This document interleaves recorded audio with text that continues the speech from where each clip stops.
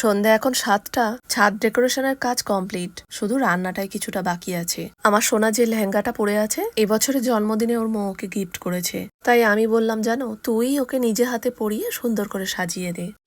আর কিছু করবে সোনা? চুড়ি আছে, আরেকটা কি আছে? বাবারে, ওটা আবার কি কোথাকার দেওয়া হলো ওটা?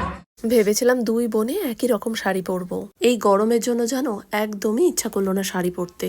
বনু সাজুক, চলো ততক্ষণ ছাদে যাই, সোনার কটা গিয়ে আগে ছবি তুলে দিই। এই দেখো, এটাও আমাকে দিয়েছে, এই যে এইটা। আবার বলছি গিফট আনবে, আনা হয়ে গেছে তো আনবো না কি করে? এই যে এই ব্রেসলেটটা ভালো লাগছে। হ্যাঁ, লেহেঙ্গাটা পরে আমার সোনাকে কি বড় বড় লাগছে না? ওকে দেখছি আর ভাবছি জানো, এই তো কটা দিন আগে হাঁটা শিখলো, আর এর মধ্যেই দেখতে দেখতে কত বড় হয়ে গেল। দাঁড়াও, যারা যারা এসেছে তাদের আগে কোল্ড ড্রিঙ্কসটা দিয়ে দিই। তুই কি বলেছিস মামুনিকে? কিছু গিফট না নিয়ে এলে তোমায় ঢুকতে দেবো না।